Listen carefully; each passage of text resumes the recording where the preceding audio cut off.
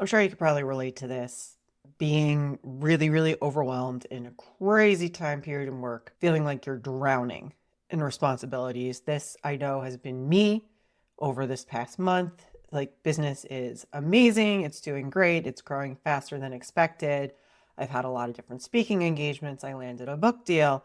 I have more work than I know what to do, and suddenly I feel like I'm drowning.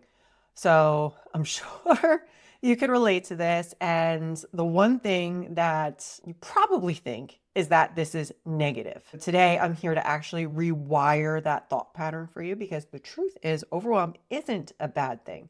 It's actually a positive sign, right? So stick around when I share with you the one single mindset hack that's going to help you feel less overwhelmed and take back control starting today. You're listening to The Next Step with Corrie Lo, where we transform overwhelm into confident action. I'm Corrie Lo, keynote speaker, coach, and working mama of four, here to help ambitious women just like you take the next step, whether that be leadership at work, at home, or in your community. Let's get started.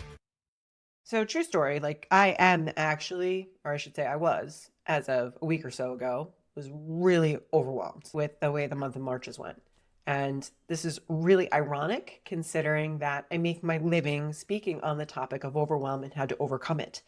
But let's be real, overwhelm is a part of our day-to-day lives. It's never going to go away. And one of the challenges with this, though, is the negative thought patterns that we have surrounding it.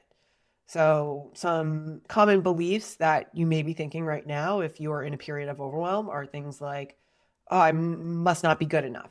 Like, I'm not trying hard enough. I need to push through harder. I'm a failure. Why is it that they could do it, but I can't? Right? Things like that.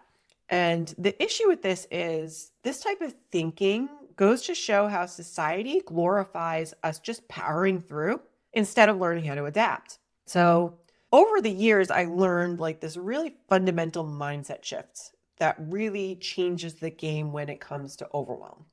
And it's simply this: overwhelm is not a negative sign, it's feedback, right? It's telling you that something that was working before now just doesn't, right? Pretty to the point. So let me just share like current example of things that were not working for me recently. So coming into the month of March was my busiest month in business. I had booked over 6 public speaking gigs. I finally, after months and months and months of work, sold a book. We also had been a couple of weeks into doing this, show for you guys, creating this content. It was just this never ending cycle. And all of a sudden, I found myself in a place where I'm like, okay, the amount of work I need to do now is not matching the amount of time that I have anymore. And the thing that was interesting about this too is I was talking to my assistant about this. I was working with one assistant at the time, and she was feeling the exact same way, right? She was just as overwhelmed. She's in school. The workload that we both were dealing with now all of a sudden is no longer working for the amount of time that we have. Now, this is where folks will generally get themselves into, hitting a wall, right? And that's when you continue to muscle through and power through at this rate without making a change. Right. So I very easily could just be like, you know what? I'm going to work really long hours and I'm not going to sleep. And I'm going to say, yes to everybody else and no to myself. And I can end up in this cycle where I'm really on the fast path to burnout. That's what ultimately happens when you stay overwhelmed for too long. You end up in a cycle of burnout. And that's something that we definitely want to avoid.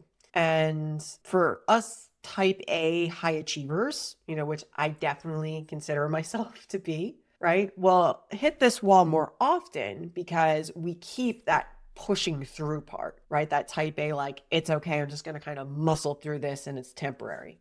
So instead of doing this, what I'd like you to do is to use my mindset hack, and that's to reframe what you're feeling at that time and take back control. So the first step with this is, number one, like, pause and ask yourself, what's no longer working anymore? So looking at my personal example, what's no longer working anymore?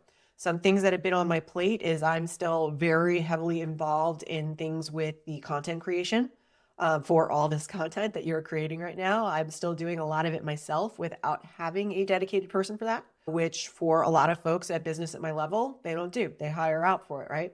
I still was not at the point where I'm hiring out for that. I'm still handling a lot of tasks that I should be delegating to other people, like, contracts, onboarding, administrative work, right? These are all things that were still on my plate, where truth was, it's not working for me anymore. Like I need that time to write. I need that time to speak, right? It's being booked for other things. I can't be doing that anymore. So then from there, you got to assess what needs to change. One of the cool tools that I have available for you is my free Overwhelm Culprit quiz. You could grab it in the show notes below or go to www.corrielo.com/overwhelm culprit. This is like the quickest and easiest way to discover what it is that you need to change for what's overwhelming you right now, because it's going to be basically rooted in one of 5 culprits that's causing you to feel overwhelmed and stressed out right now.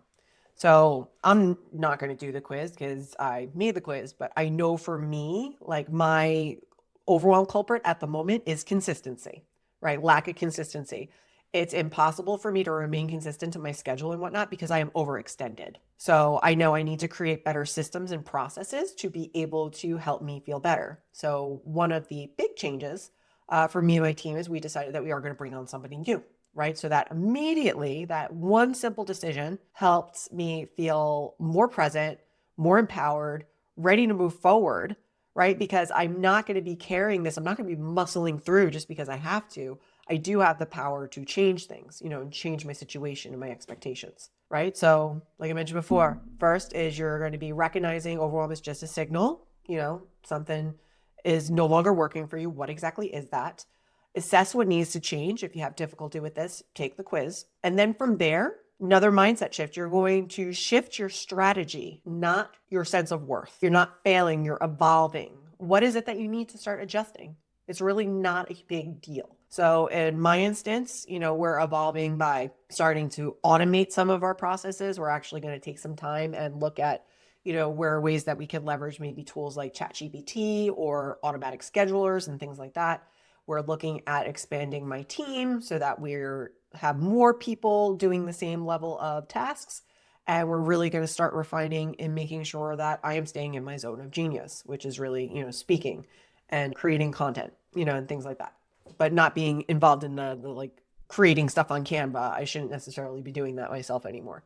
So things like that. So when you're overwhelmed, remember, it doesn't mean you're failing. It just means that you're growing, right? This is a cycle. You can then identify what's causing the overwhelm, pivot your strategy, make some changes. You're going to feel more motivated. You're going to keep moving again, right? You're going to get out of that stuck cycle, and you're not going to be like pushing through. You're going to basically effortlessly be able to flow through the next step. You're going to gain some momentum. Ultimately, something's going to change. You're going to feel overwhelmed again. It always happens, right? You just simply need to identify where within your day-to-day life something changed, right? And now you need to adapt, right? So reflect, where in your life today are you pushing through when you really should be pivoting? Remember, overwhelm is not your enemy. It's simply a system that's looking to reroute you in the right direction into taking action again. So I'd love it if you could share in the comments, where are you feeling overwhelmed today? And what is one small change that you could take starting today? And